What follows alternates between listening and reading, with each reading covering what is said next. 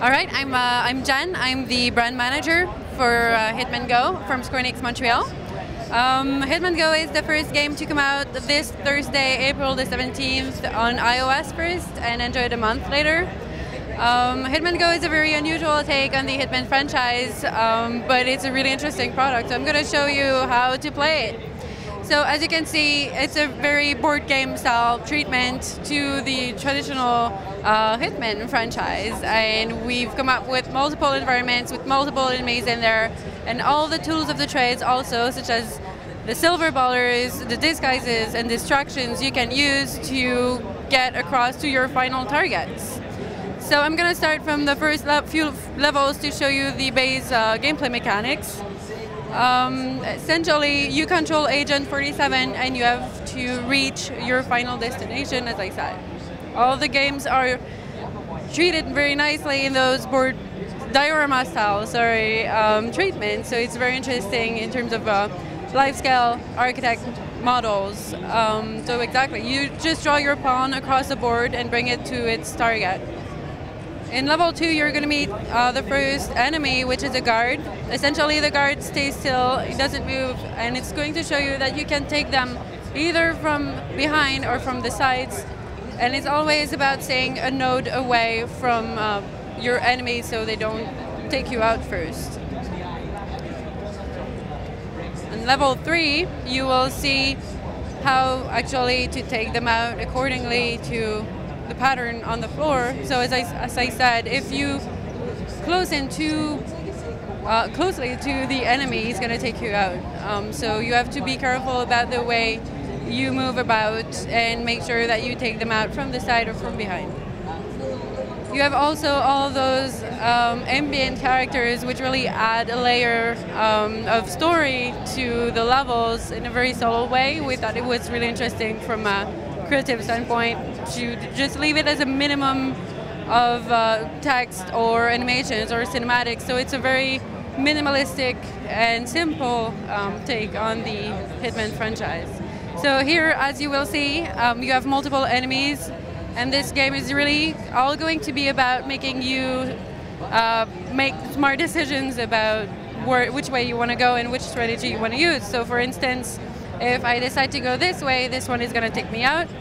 If I go down here and go on to kill this one will take me out. So I really have to think forward about which way I'm going to go first. So I'm going to start by taking this one out so I can move forward this way, and then head this way to kill this one, and then move on with this strategy. So I'm going to kill this one, and then this guy, and then move on towards my final target. I'm going to unlock the game just to show you further levels. We're going to skip. I'm going to show you the distractions, which is the first tool you will be using frequently in order to get to your target.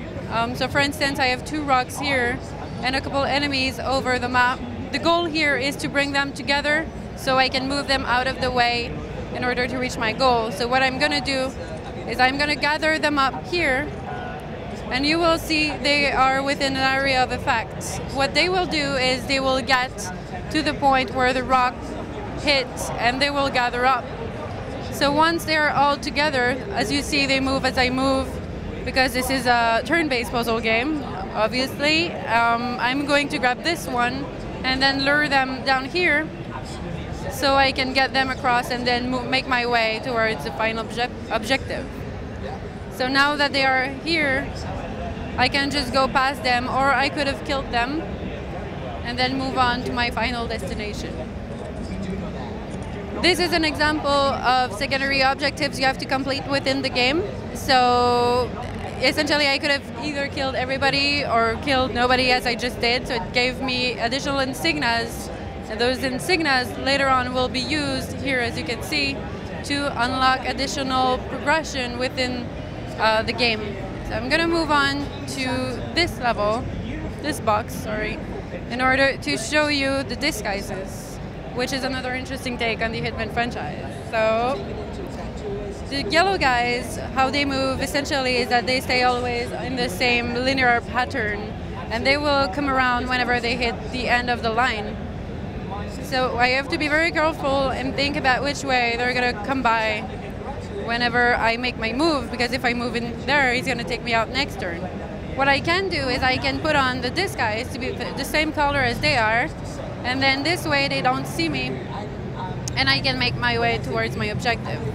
You have to be careful because the guys that are not the same color as you are, they will see you and they will take you out. So the way I can do this is just avoid killing everybody and then reach my target. There are also tricky objectives such as completing it within a certain number of turns. And again, those give you additional insignias to progress further within the game. I'm going to show you this one, in which you will find the sniper rifle, which is another interesting element to the game. You also have the disguises within the plants. It's a little cartoony, but it works and it's really funny. But yeah, it serves the same purpose as any other disguise you would find in the other Hitman games. So I'm starting off here. What I'm gonna do is I'm gonna reach the plant, and then as you see, this one guy, he turns around whenever I make a move, so I have to be careful about in which order I get to him. So now he's facing me, but I got there first, so I can take him out. And I'm gonna move up here to the sniping rifle, and I'm gonna take the guard out because he's guarding the spot where I wanna go. So I'm gonna move back towards my objective. Now see, he doesn't see me. If I went there to get the briefcase, he would take me out, so I can't do that.